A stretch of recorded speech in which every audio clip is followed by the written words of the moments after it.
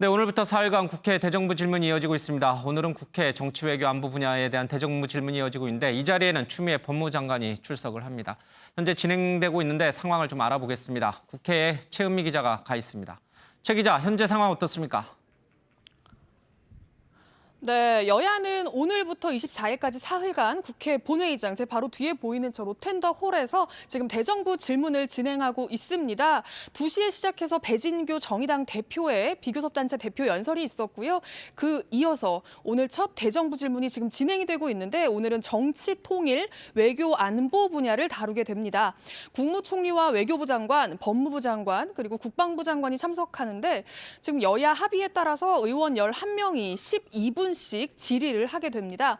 야당은 정부의 대북 정책 실패부터 청문회를 앞두고 있는 이인영 통일부 장관 후보자와 박지원 국정원장 후보자의 자질 문제를 집중 거론할 걸로 보이는데요. 특히 통합당에서는 박 후보자의 학력 위조 의혹을 집중하고 있습니다. 어제 박 후보자의 출신 대학인 단국대까지 직접 찾아가서 학적부를 보고 왔다면서 단국대에 편입학하는 과정에 조작된 서류를 제출해 부당한 입학을 했다라고 지금 주장하고 있는 상황인데요. 하태경 미래통합당 정보위 간사의 이야기 한번 직접 들어보시죠.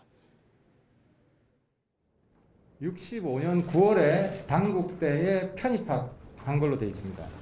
5학기를 편입할 때 인정을 받은 겁니다.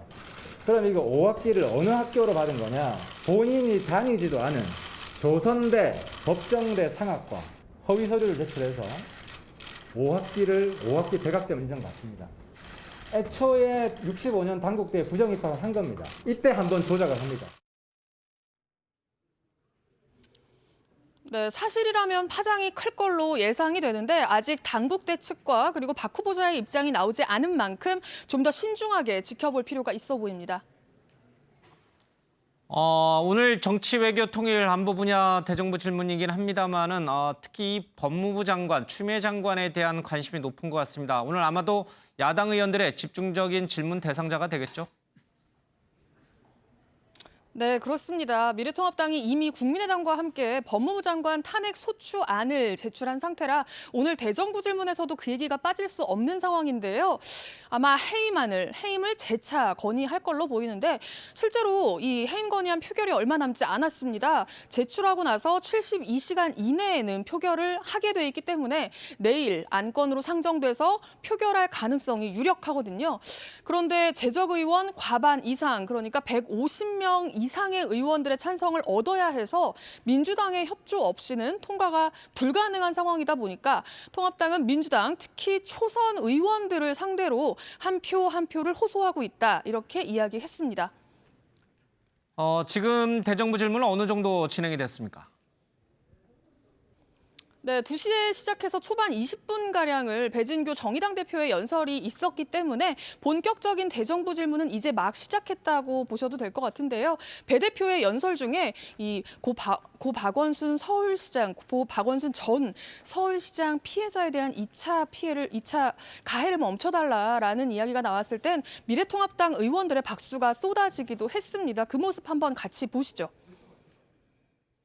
저항하고 싶었으나 소리조차 낼 수 없었다.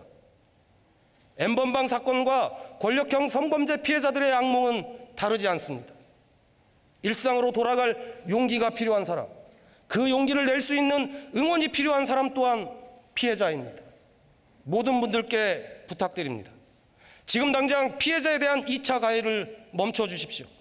모든 정당에 호소드립니다.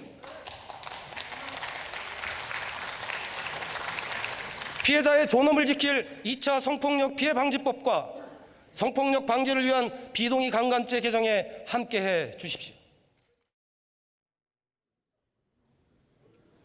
네, 그러나 인천국제공항공사 사태 같은 비정규직의 정규직화 문제를 언급했을 땐 또 반대로 통합당 의원들이 공정하게 하라는 거다라면서 소리를 치기도 했고요. 21대 국회에서 한반도 평화의 돌파구를 마련하자는 언급이 나오자 이번엔 더불어민주당에서 박수가 나오기도 했습니다.